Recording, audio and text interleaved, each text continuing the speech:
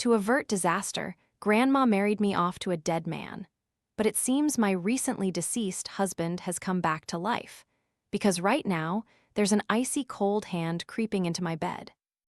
I was an orphan, picked up and raised by Grandma when I was just a tiny tot.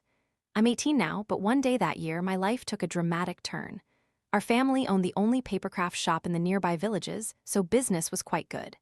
My daily job was delivering goods. My parents were always off playing mahjong, and my sister, Chloe, never studied, just idled around all day. Grandma was a renowned geomancer. Any house she advised would usually experience excellent feng shui. So, whenever there was a funeral, they'd invite Grandma to help. And of course, they'd pay Grandma a considerable fee for her services. I pedaled the tricycle, taking Grandma a long way down a mountain road, finally arriving at the funeral site.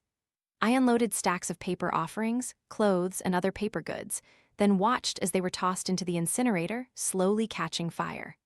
A plume of white smoke rose, not dissipating but swirling in the air, like a thick fog that momentarily blurred my vision. In a haze, I saw a young man standing in the white mist, smiling at me. But his face was pale and sickly, and his smile rigid and unnatural. The clothes he was wearing seemed to be burial garments, eerily familiar. They looked just like the shroud I had sold a few days prior. His smile made me break out in a cold sweat, my whole body frozen. It wasn't until Grandma noticed something was wrong and clapped my shoulder forcefully that I snapped back to reality. "Lily, what's wrong, child? Grandma, there was someone in the fire." But by the time I looked again, a gust of wind had swept through, dispersing the mist. There was no one there, yet my body was already drenched in sweat, and amidst the summer heat, I felt wave after wave of chilling cold. "Is that the person, child?" I looked in the direction Grandma was pointing. Inside the mourning hall, which had no doors, I could see a portrait placed before the coffin. The photo showed a young man with a polite smile. It was indeed the same person I'd seen in the fire earlier. "It's him, Grandma." My voice was already trembling, and before I could finish, Grandma clutched my mouth. Grandma was silent for a moment, then said something that confused me. "You're 18 now, aren't you?" It was clear that just a few days ago, Grandma had celebrated my birthday with me. Because I never received love from my parents or my sister, my birthday only ever got me one extra boiled egg from Grandma. Why would Grandma ask again if she already knew? Just then, a mournful wail echoed from the mourning hall, startling me. I couldn't tell if it was an illusion or not, but I felt the young man in the portrait staring intently at me. Grandma was originally supposed to accompany them to pinpoint the burial site, but because I had just encountered a ghost, she decided we should leave a bit early, even taking a reduced fee. Who would have thought that as soon as we stepped out of the village, a thick blanket of fog would envelop the entire forest and mountains? The dense mist silently spread in all directions, quickly obscuring the sky and plunging everything into darkness, as if dusk had suddenly fallen. "It looks like there's no way back now," I said, a little panicked. "It'll be too dangerous to navigate the mountain roads in such thick fog." Grandma sighed and replied, "What's meant to happen will happen." She told me to stay close to her, not to stray too far. The cemetery was on the mountainside next to the village. The sudden appearance of such dense fog on the way made everyone quiet. I kept feeling as if something was lurking in that white mist, stalking us. Suddenly, my foot tripped over something. When I looked up, the surroundings were empty. There was no one else heading to the funeral. Not even Grandma was anywhere to be seen. In that instant, I felt someone staring intensely at me. They were lurking nearby, watching me. Or perhaps it wasn't a person at all. Suddenly, someone tapped my shoulder. "Lily." It was Grandma's voice, but it sounded stiff and hoarse. Agitated, I spun around, only to find Grandma, who should have been in front of me, now standing behind me. Grandma stared at me stiffly, gesturing for me to follow her, but not towards the cemetery. "She's not my grandma." When I stopped, Grandma also stopped and said, "Lily, it's Grandma. I'll take you home, okay?" Halfway through her sentence, Grandma's voice grew hoarser, eventually transforming into the voice of a young man. Grandma turned around and in an instant had morphed into the male ghost I'd seen earlier. His face was ghastly pale, eyes cloudy and features terrifying. "Be my wife, Lily." His voice scraped like fingernails on a blackboard. I turned and ran, only to realize I had somehow already arrived at the cemetery. Through the mist, countless gravestones were faintly visible. The male ghost's triumphant laughter echoed all around me. He wanted to drag me down to a grave, and no matter how I ran, I couldn't escape the confines of the cemetery. Suddenly, I stumbled, tripping over a tombstone. My forehead scraped, hitting directly against the photo on the tombstone. The laughter abruptly ceased. Then, with a sudden thud like a gust of wind manifesting, all the white mist vanished, yet I felt no breeze at all. "Lily, over here!" Someone was calling me. Not far from where I stood were Grandma and the funeral procession. It was so strange, they were clearly so close, yet I hadn't seen them at all. Grandma's face seemed unwell. Someone was supporting her, her complexion pale and ashen. I knew Grandma had just saved me. Grandma looked at the wound on my forehead, then at the bloodstain on the tombstone, shaking her head. "This is all fate," she said. Grandma told me my fate was a bit special. After turning 18, it's very easy for ghosts and demons to follow me. Today's male ghost is just the beginning. It will only get more serious later. But Grandma's abilities are limited. Being able to protect me today was already a great stroke of luck. She asked if I still wanted to live. "Of course I do," I quickly nodded. "Grandma, as long as I can live, I'll do anything you ask." Her emotions at that moment seemed very complex. She then said, "There is a way, actually. You must stage a fake wedding to trick the evil spirits into thinking you already belong to someone." Although I was terrified, I was even more afraid of dying. Grandma was out all day, only returning in the late afternoon. She told me to prepare to get married that night. She had found a husband for me. I hadn't thought things would happen so fast, but seeing her weary expression, I didn't ask any more questions. The whole family wasn't acting normally either.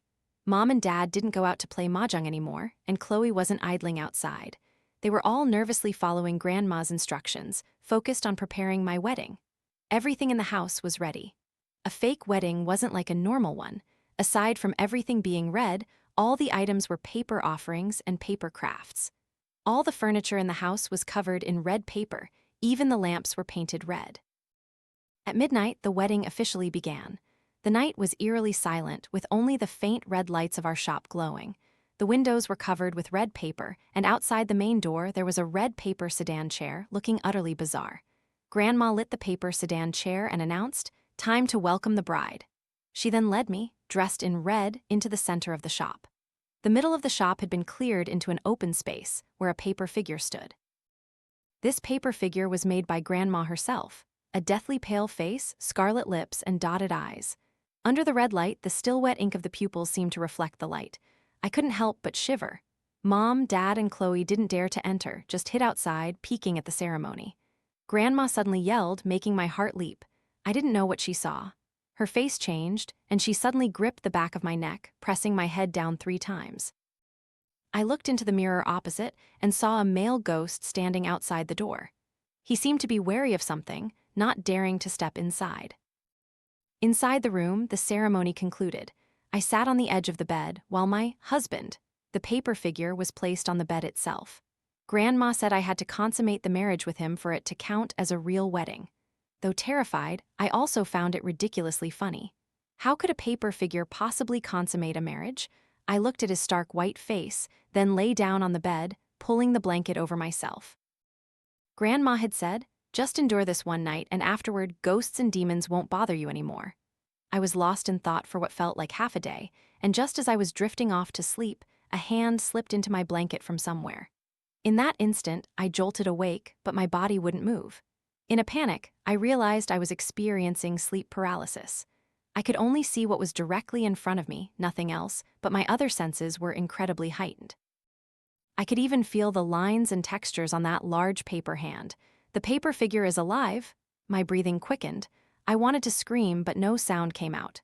Cold sweat instantly drenched my clothes. And then, before my eyes, the paper figure's pale face appeared. I gasped, then fainted. I woke up the next day. It was already noon. My sister, Chloe, banging loudly on the door, jolted me awake. "Lily Liang, get up and work. Are you planning to slack off?" Chloe was extremely annoyed that I was still sleeping in bed. Yes. Chloe was secretly seeing a boyfriend, going on dates every day. If I didn't get up and work, she'd have to, and then she wouldn't have time for her dates. I turned my head in surprise, seeing the paper figure still lying peacefully beside me. It seemed like last night's events were just a nightmare. I sighed in relief, ignoring the shouts from outside the door. Seeing that I wasn't responding, Chloe burst straight into the room. When she saw the paper figure on the bed, she flinched a little, then a look of disgust appeared on her face. "Ha, what's wrong? Was your wedding night fun?" she scoffed. "Well, that's right, you're a jinx, only a paper figure would marry you." After saying that, she rolled her eyes and continued to be sharp-tongued. "If there's nothing wrong, then get up quickly. Don't think that just because you're married and consummated with a paper figure, you can get lazy. Indeed, my experience can't compare to yours. Is there any man in this village you don't know, sister?" I retorted blankly, making Chloe curse even more. I really didn't want to pay her any mind and started to sit up, but Chloe became even more agitated with her scolding, acting almost deranged. Just as she was about to rush over and hit me, she tripped over something, falling to the ground. One of her front teeth broke off, and her mouth was full of blood, but her eyes, ignoring me, began to fill with terror. I frowned, turning to look. There was nothing unusual. The paper figure was still lying peacefully on the bed. Grandma rushed in to help Chloe up. She had heard half of what had just happened. Chloe cried and whimpered, telling Grandma everything. If it had been before, Grandma would have certainly comforted Chloe. Even if she was mischievous and hard to raise, she was still her blood granddaughter. Grandma would never have the heart to punish her. But today, Grandma thoughtfully looked at Chloe's mouth, then at the paper figure on the bed, and sternly reprimanded Chloe, telling her not to speak nonsense anymore. Chloe reluctantly followed behind Grandma, who didn't say anything to me, only instructed me to remember to worship the paper figure from now on, praying for his protection. Remembering yesterday's events, I quickly nodded. Compared to encountering ghosts, worshipping a paper figure wasn't a difficult task. Grandma also gave me a necklace, saying that wearing it would let the evil spirits outside know I was married, and they wouldn't dare to target me anymore. The pendant looked like an ordinary stone, not pretty at all, but as long as it could save my life, I'd wear anything. And so, the paper figure remained in my room. Every day, I burned incense for him. At first, I was a little scared, but as time passed, nothing strange happened except for the wedding night. Gradually, I grew accustomed to the paper figure's presence. In fact, every night after finishing my chores, I would even tell him that I was home, just as if someone was really waiting for me in the room. Sometimes, I would tell him about things happening around. Although Grandma was the only one in the family who treated me well, she was very strict during the day and didn't talk much to me. I wanted to go to university, but my parents didn't want to pay my tuition. But it was okay, I could just work a few extra jobs. After all, it couldn't be more tiring than working at the shop. Looking at the colorful paper figure, I scoffed at myself. Why am I telling him all this? He's not even a real person. After lighting 3 incense sticks, I pondered for a moment, then took an apple and placed it right in front of him. As I was about to drink some water, Chloe came to the door. 2 knocks, and her voice rang out. She told me that the paper offerings I had just prepared needed to be delivered to the next village immediately. Chloe spoke through the crack in the door. Ever since her fall in my room, she hadn't dared to come in anymore. The most unbelievable thing was that Mom and Dad knew about it and didn't scold me at all. Though I wasn't certain, I felt that Chloe's fall somehow involved this paper figure, that he had protected me. Thinking of this, I turned to look at the paper figure sitting in the corner, only to realize that the apple placed in front of him had a bite taken out of it. The paper figure's scarlet lips were darker, as if stained with something wet. Looking closely, the corners of his mouth seemed to curl slightly, as if he were smiling. I blinked, and the paper figure returned to its usual appearance. Was I mistaken? Chloe knocked a few more times outside the door, and I snapped back to reality. Whether it was an illusion or not, I hadn't encountered any ghosts this month, and he had never harmed me. In any case, it was better than some people. But Grandma had also mentioned that this month, I shouldn't attend any funerals. Chloe, though irritated, wasn't as aggressive as before. Instead, she patiently said, "Lily, you don't have to go to the funeral. Who goes to a funeral late at night anyway? I just need you to take the goods over there first. This is a big business deal. If you don't go, Mom and Dad will scold you." Lately, Chloe had been doing all the deliveries, but Grandma was out for a feng shui consultation and wouldn't be back until tomorrow, so Chloe was scared to go alone. The paper offerings were large items like villas and cars. The tricycle couldn't possibly fit everything. I glanced at the vehicle outside the door and told Mom and Dad, "I hope Chloe can come with me." If it had been before, they definitely wouldn't have allowed it, but Mom and Dad had lost too much money playing mahjong. This business deal was crucial to whether they could recover their finances. So, they agreed, waving Chloe to go with me and bring back the remaining balance for this order, telling us to go quickly and return quickly. Chloe, whose date with her boyfriend had been ruined by me, was seething with hatred, grinding her teeth. But with Mom and Dad's permission, she dared not disobey. Chloe rode the tricycle, swaying erratically, and by the time we arrived, she was drenched in sweat. With the dusty road, the sweat running down her body formed faint, watery streaks. Meanwhile, my journey was surprisingly easy, as if someone were pushing my tricycle from behind. Earlier, when we passed a bumpy mountain path, Chloe's boyfriend tried to speed past me, deliberately kicking up dust and dirt onto me. But his bike skidded and he fell into a ditch. He scrambled up and ran off. Ignoring Chloe, who was still panting and pedaling the tricycle, I continued to pedal calmly as if on flat ground. But upon arrival, I saw that the funeral tent had already been set up at the entrance of the village. Here, we had a custom. If a young person died an untimely death, their coffin couldn't be kept for 3 days. They had to be buried that very day, otherwise, it would lead to future misfortunes. And this time, the deceased was a young man who had died in a car accident. My parents were only concerned with playing mahjong, completely ignoring Grandma's warnings. Seeing Chloe's disheveled state, I felt a hint of smugness. I suddenly realized that she had done it on purpose. I no longer had the presence of mind to argue with my sister, I just wanted to leave quickly. But the funeral procession's route was the same as my way back. The young man's mother was crying and pounding on the coffin. My tricycle wasn't moving fast, and it wasn't until I turned onto another road that we parted ways. Before leaving, in the flickering light, a young man covered in blood stood in the empty field. I sped up, pedaling all the way home, drenched from head to toe. I carelessly went to shower, only returning to my room much later. Sleeping until the middle of the night, I heard someone calling me. "Lily, Lily." The sound was both near and far. I startled awake. Through the moonlight, a shadowy figure stood outside my room window, but the shape of that shadow was strange, distorted, and twisted, reminding me of the young man from the car accident that night. "Lily, I know you're awake. I can't come in, so come out here." That voice held an invisible, enchanting power. My body wouldn't obey my control. As I was about to stand up and open the door, a hand pulled me back. "Don't go out." Just a light touch jolted me wide awake. I looked down and saw a pale white hand gripping mine. Looking closer, I could even see the lines on that paper hand, completely devoid of any warmth. My heart pounded. My gaze followed the pale arm upwards, and I saw the paper figure, who was supposed to be still in the corner, was now alive. But unlike before, his features were handsome and refined, his figure slender and well-proportioned. His expressions, movements, and even his way of speaking were no different from a normal human being, and those stark white eyes were gradually gaining color. Yes, I was watching him transform from a paper figure into a human being. No matter what, this shock still filled me with extreme terror. But he gently told me, "If you hadn't burned incense for me every day and given me apples, I wouldn't have been able to take on this form so quickly." So, he did eat that apple. I don't know what came over me, but at such a tense moment, I asked him a very foolish question.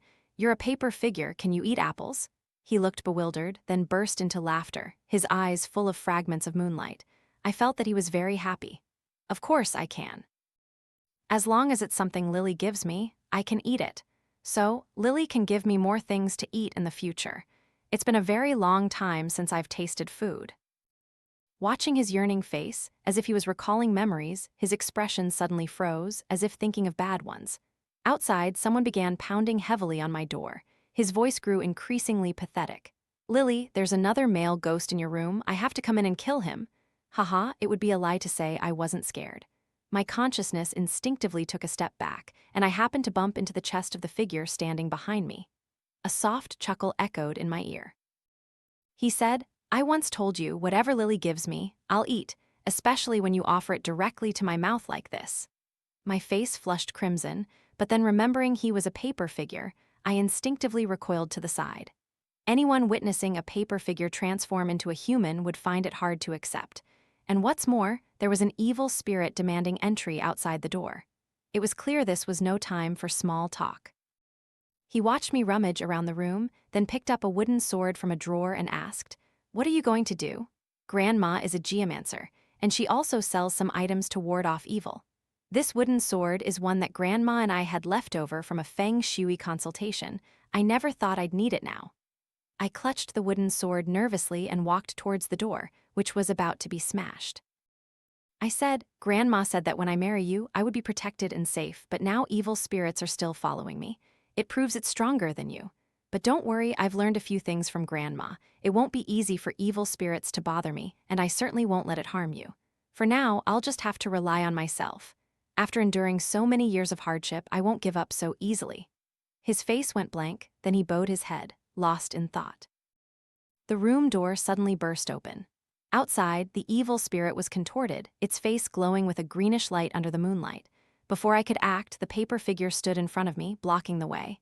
How can a wife protect her husband? You married me so I could protect you. After he spoke, I didn't even see the paper figure exert any force, but the evil spirit was already pushed back outside. I ran after him, but the door slammed shut. There was no lock, yet I couldn't open it. Outside, it became silent the moment the door closed, as if nothing had ever happened, as if it had all been my illusion. I waited anxiously, wondering what had happened to the paper figure. I don't know how much time passed, but the room door opened once more and a figure stumbled in. It's me, don't be scared. His smile held a hint of weakness. It was the paper figure, but his condition was far from good. There were several holes in his body, revealing some rough paper at the edges and the empty bamboo framework inside. Though not a body of flesh and blood, he looked utterly miserable and tattered now. His face had become even paler, and his entire being seemed to be carrying immense pain. Smoke began to rise from the holes. It was the scent of the incense I burned for him every day. Don't worry, I chased that evil spirit away. He won't dare to come back. It was then that I realized I was still holding the wooden sword in my hand. Paper figures also seemed to be wary of this item. I quickly threw it away and helped him into the room. Grandma will be back tomorrow. Then I'll ask her to heal you. Just bear with it a little longer, okay? Saying this, I stood up and lit 3 incense sticks, hoping the paper figure would feel a little better. Amidst the wafting smoke, the paper figure's expression was very eerie. He said, wait for her. Perhaps she's hoping I'll die again. He said the latter half very softly and quietly. I didn't clearly hear what he said, but when I asked again, the paper figure changed the subject.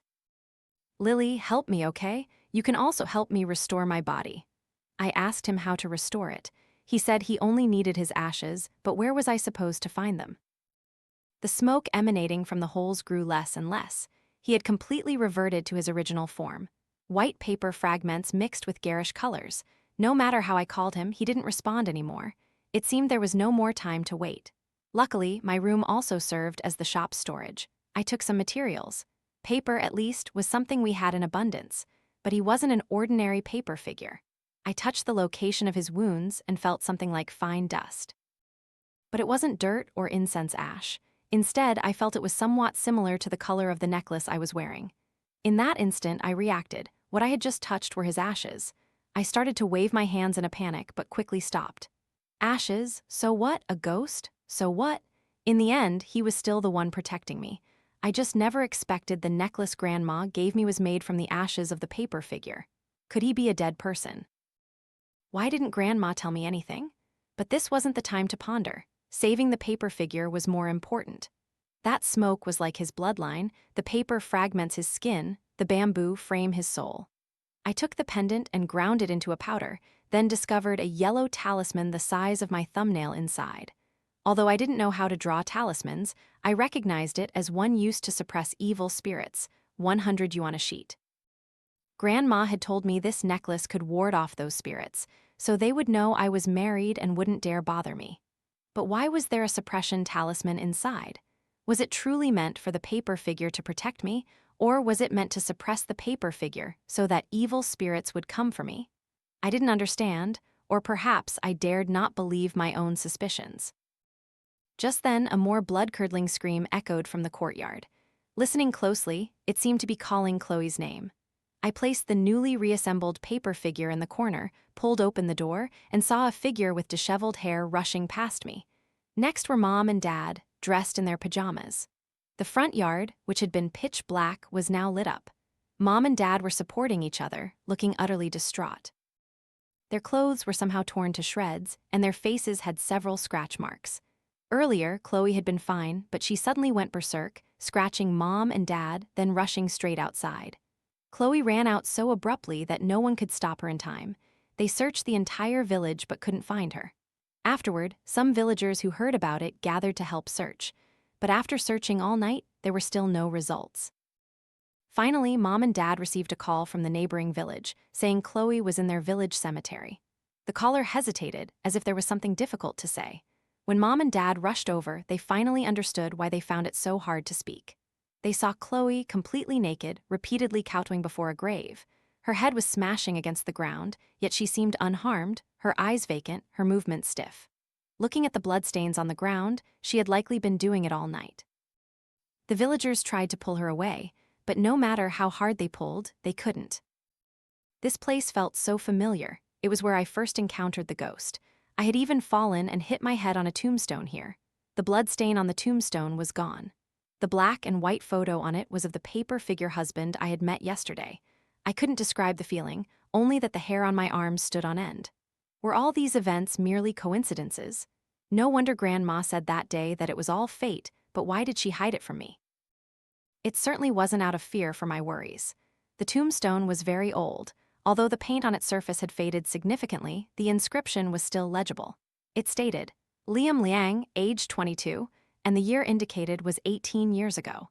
Mom and Dad's expressions began to turn eerie. Their daughter, whom they had searched for all night, was right in front of them, yet they were unusually calm, as if this tomb filled them with dread. Mom and Dad trembled, telling me to help Chloe up, but Chloe felt as if her whole body was filled with lead. Normally, a slender girl couldn't possibly be that heavy. Grandma, upon hearing the news, rushed over. By now, the villagers had surrounded the area but kept their distance, not daring to come close. The moment Grandma stepped forward, Chloe's entire body went limp, and she collapsed to the ground. Too many questions flooded my mind, but seeing Grandma's somber face, I didn't feel it was appropriate to speak. She took off her jacket and draped it over Chloe. Before leaving, she instinctively turned back to look at the tombstone.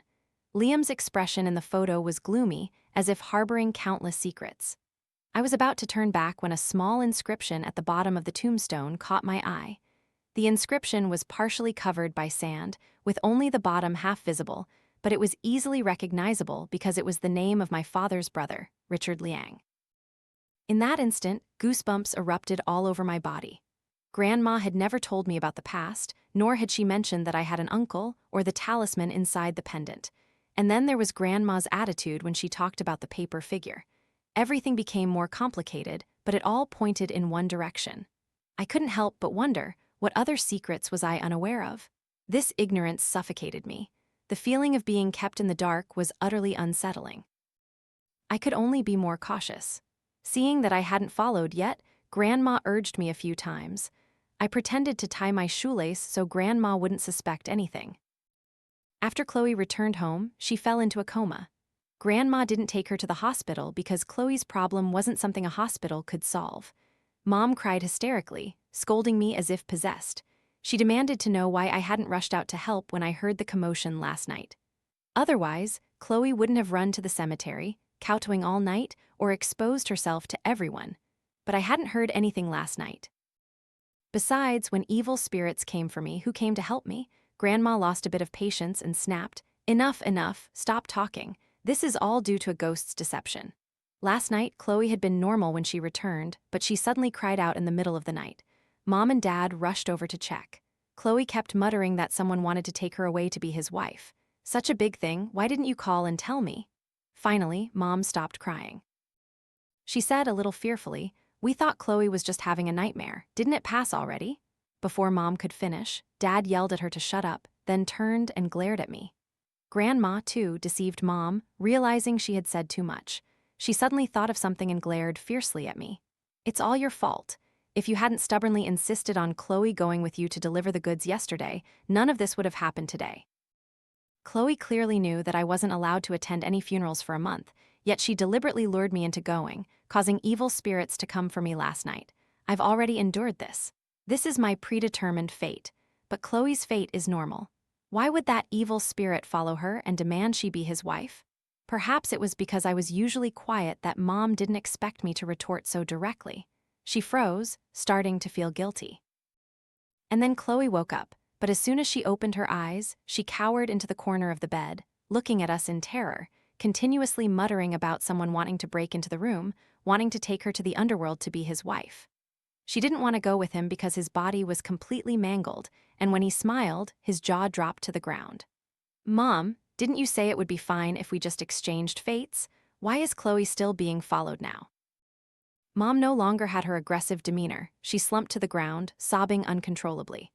Dad remained silent, his eyes bloodshot like a wolf lurking in the dark. He suddenly lunged at me. "I told you we couldn't keep her. She should have been like Liam, let the evil spirit take her and die. If she lives now, what will happen to Chloe?" Dad clutched his head, tearing at his hair, his bloodshot eyes staring at me as if he wanted to devour me alive. I recoiled in horror, accidentally bumping into the door. Through the reflection, I could see a grotesque shadow standing in the dark corner of the hallway. Seeing me look, he lifted his head, his lips unable to close normally, his voice strained. "Chloe?" His smile was filled with deadly intent. I didn't understand what they were saying, but I could confirm one thing. Grandma, Mom, and Dad all wished for evil spirits to follow me to my death. Grandma also sensed the presence of the evil spirit and sighed. "Lily, at this point we have no other choice. I picked you up precisely to exchange fates for Chloe, our family's descendant. Regardless of gender, at a certain age, evil spirits will seek out our family members. Females will be pursued by male ghosts, and males will be clung to by female ghosts. Fortunately, each person starts at a different age, which is why this has continued until now. No one knows from which generation onward our family began practicing geomancy, using adopted children to exchange fates for our own kin. Liam exchanged fates for your father, and you must exchange fates with Chloe. Only Liam's death was unexpected. Liam was also a child grandma picked up from outside, raised as her own son, until he died at the age of 22 to exchange fates. And I was adopted, of course, to exchange fates for Chloe. I couldn't believe that the people I called family had been determining my life and death from the very beginning. In their eyes, I was merely a tool. I was filled with despair and rage. Perhaps it was because Grandma still held some affection for me after all these years, or perhaps she wanted to make up for her guilt towards Liam. After the fate exchange, Grandma disagreed with Mom and Dad about abandoning me to my own devices. But things still far exceeded Grandma's expectations. I unexpectedly hit my head on Liam's tombstone, and my fresh blood was absorbed by it. I then formed a connection with him. It was just that Chloe's fall earlier made Grandma fear that Liam would return for revenge, which is why she added the suppression talisman into the pendant. But don't worry, Lily. If you can save Chloe, Grandma will definitely not let anything happen to you. Chloe's malice and deceit had brought harm upon herself. The 1-month period wasn't actually meant to protect me, but to complete the fate exchange. And with Liam's help yesterday, the evil spirit clearly identified who it was truly looking for. This was equivalent to a failed fate exchange. If we wanted to save Chloe, another fate exchange had to be performed. Grandma tried to persuade me, but when I looked at her gentle smile, which I once yearned for, I felt an unexplainable revulsion in my heart. Every wrinkle on her now filled me with disgust. Her face was overflowing with deceit. Ridiculous, where did she get the confidence that I would willingly agree? She gave me immeasurable affection, but in the end, it was all just a conspiracy and lies. Dad rolled up his sleeves. "Mom, why are you still talking nonsense to her? Just do as we did with Liam, knock her out, and that's that." Grandma stopped Dad. "Don't get any more agitated. After all, she's called you Mom and Dad for 18 years, and me Grandma. Mom, are you still trying to be a kind woman here? If you don't hurry, Chloe will die. Don't tell me you want me, a white-haired elder, to send off a black-haired youth. The last remaining bloodline of the Liang family would be cut off." Dad shed tears, but a family bond built on the death of another was not worthy of sympathy or praise. Taking advantage of their argument, I opened the door and rushed out. As I neared the main door, just as I thought I could escape this place, I suddenly lost consciousness. When I woke up, it was already morning. The early morning sun still held little warmth. Through the mirror reflecting onto the bed, a refreshing, gentle scent wafted by. My room was spacious, with a large bed covered in a pink sheet my favorite color. On the study desk nearby were many stuffed toys, all things I had once wanted to buy. Yes, once asterisk. It felt like I had forgotten something. I tried to recall but could only grasp fragmented pieces. The more I thought, the more my head ached. Mom's voice drifted from outside the door. Lily, wake up and eat, child, or you'll be late for school. Mom's gentle face suddenly appeared before me, and my doubts were instantly pushed to the back of my mind. Changing into my uniform, I quickly grabbed my bag, ready to go to school. In the living room, Dad was watching TV and eating porridge, not forgetting to tease me for oversleeping. You'll definitely be late later. I ran into Dad's arms, pouting. Dad, having no choice, agreed to take me to school later. Mom, from the side, also teased, saying that daughters were indeed their father's lovers from a past life, able to get their way anytime. After laughing and chatting happily with Mom and Dad for a while, Grandma walked in. Seeing my mischievous manner, refusing to sit still while eating, she immediately scolded me with concern. Lily, sit properly and eat, child. It's okay to be a little late for school, just don't eat too fast or you'll get a stomach ache. No way, Grandma, if I'm late the teacher will scold me. I stuffed a bun into my mouth. Dad had finished eating, so I pulled him along, demanding to leave. Behind us, Grandma's voice rang out. If anyone dares to criticize my Lily, I'll go to your teacher and settle the score. Time passed quickly.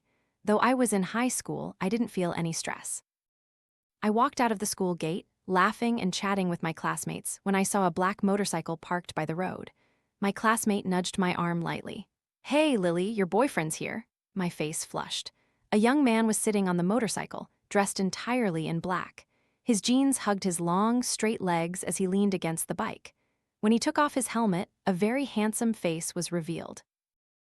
Liam extended his hand, telling me to sit on the back, and offered to take me home, but he didn't go with me. Then he told me it was my birthday today, and he wanted to surprise me. Mom and Dad were singing "Happy Birthday," and Grandma walked over with a cake in her hand. Lily, make a wish, child. Everyone looked at me expectantly, wanting me to blow out the candles quickly. I felt something wasn't right, but I couldn't articulate what it was. Under the encouragement of Grandma, just as I was about to blow out the candles, I heard someone calling me. The sound wasn't loud, seeming to come from afar. I remember now. I'd heard that before. I just thought it was an illusion. But now, the sound grew louder and more urgent. I searched around for the source of the voice. Behind the Liam in front of me, I discovered another Liam. But compared to the cheerful smile of this Liam, the Liam behind looked gloomier and more anxious, and his entire body was only in black and white like a portrait. Wait, a portrait. I suddenly remembered Liam was dead. I had seen his tombstone and personally watched the paper figure come to life as Liam. Finally, I remembered everything. My parents never loved me, nor did I have a kind grandma. They only wanted me to replace Chloe in a fate exchange. After regaining my clarity, time seemed to stand still. Looking again, their faces were filled with nothing but exaggeration and deceit. The images began to shatter and break apart, revealing Grandma's gloomy face. And the cake in front of me had now turned into an incense burner, the candles replaced by 3 incense sticks, the table beside it covered with items used for a ritual. It seemed we had reached the final step. Suddenly, I broke out in a cold sweat. If I just blew out those 3 incense sticks, my fate and Chloe's would be completely swapped. Was Grandma not hesitating to use illusionary magic to trick me into this fate exchange? Enraged, I overturned the incense burner. Grandma hadn't expected me to regain consciousness and was completely unprepared. Incense ash scattered across the floor, and the sticks broke. Mom and Dad combined their strength to hold me down, pinning me. Just then, Liam appeared. The patched-up marks on his body were very clear, looking like scars. His face was stark white, his features cold, clearly not a living person. Mom and Dad, who had been about to act, were now trembling like sieves. Anyone seeing the person they had killed standing before them would remember their past cruelty. It would be strange not to be scared. This was also the first time they had seen Liam after 18 years. "Mom," he said with an incredibly sarcastic and eerie tone, "I didn't expect us to meet again." Grandma was much calmer than Mom and Dad. "Liam, this is your fate, just like mine and Lily's. You cannot resist. This isn't our fate, it's you who are forcing it upon us. If we had a choice, who would willingly have their own destiny stolen?" I started to gasp, overcome with anger. How could they so brazenly utter such shameless words? Liam took advantage of my struggles, diverting Mom and Dad's attention so I could break free from their grasp and run to help him. But then, Grandma somehow drew near, and in an instant, Liam's body caught fire. Grandma's face was chillingly cold as she said, "You are merely a paper figure with a bit of bone ash added. Do you truly think you can change anything? You can't even take care of yourself, let alone that girl's fate." the paper material of his body quickly turned into a raging fire. In the flames, Liam looked at me and smiled, his lips moving as if to tell me, "Run, Lily."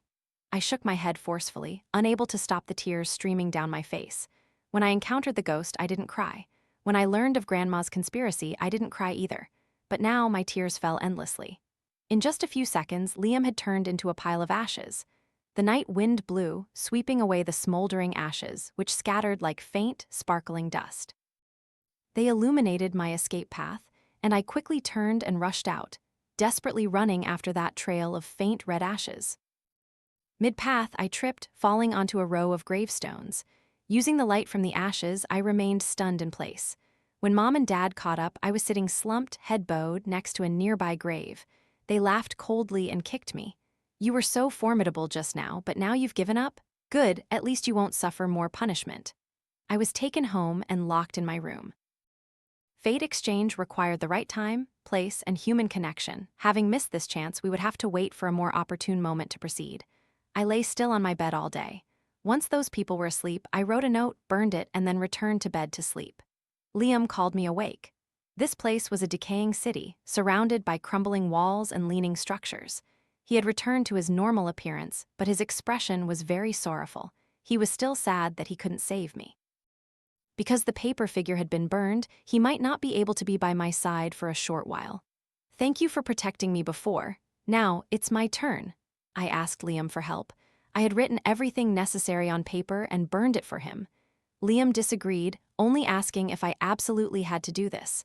I nodded firmly. Perhaps this was our last hope. On a night half a month later, Grandma opened the door. The room was unlit, and I stepped out from the shadows, cooperating with her arrangements. What was different this time was that Chloe's boyfriend was also present. In these 2 weeks, Chloe's boyfriend hadn't been deterred by her mental state. Instead, he proactively came to our house to propose, promising a generous betrothal gift. Mom and Dad couldn't stop smiling, and combined with Chloe's boyfriend's positive attitude, coming every day to take care of Chloe, he eventually moved in for convenience. Grandma had prepared everything, but then discovered the main door was locked from the inside. No matter what she tried, it wouldn't open. She quickly told Dad to break down the door with an axe. "Grandma, there's no need for such trouble." I stood in the darkness, looked at Chloe's boyfriend, and smiled. "Today, none of you should expect to escape, because there are a few people who are very eager to reunite with their entire family." And he smiled too. "Mom, brother, sister-in-law, haven't you all been very happy these past 2 weeks? But the real show is yet to come." The voice had changed to Liam's. He couldn't restore his paper figure form, but possessing a human body was no problem. As soon as he finished speaking, more than a dozen pale white paper figures stepped out from my room. Grandma saw them and instantly broke into a cold sweat. How could you do this?" "Well, it's thanks to Grandma's reminder that if you put their ashes into paper figures, it will help them come back to life, Grandma." That day I fell at the cemetery, I unexpectedly discovered an entire row of graves all bearing the Liang surname. All of them were young people, and the tombstone engravers were, without exception, also members of the Liang family. On one of those tombstones, I even saw Grandma's name.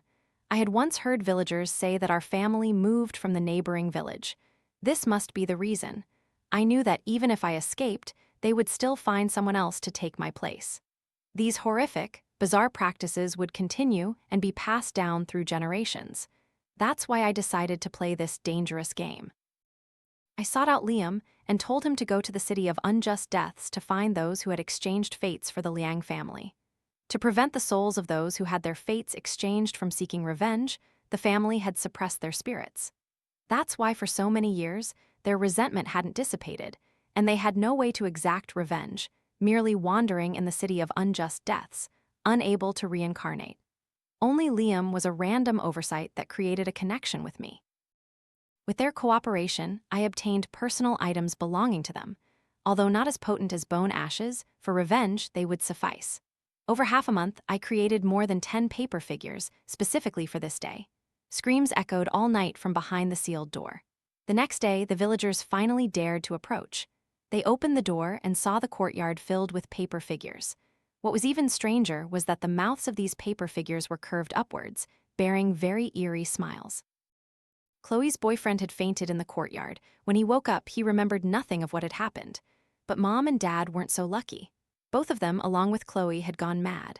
They apologized to everyone they saw, kneeling and kowtowing until they bled, feeling nothing. Although Grandma didn't go mad, her health steadily deteriorated. She no longer had the strength to perform feng shui readings. Finally, she lay in bed, watching her entire family descend into madness. As for me, I boarded a train to university.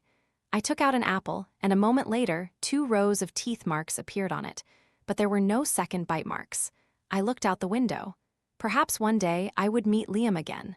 By then, he would surely have become human again, wouldn't he?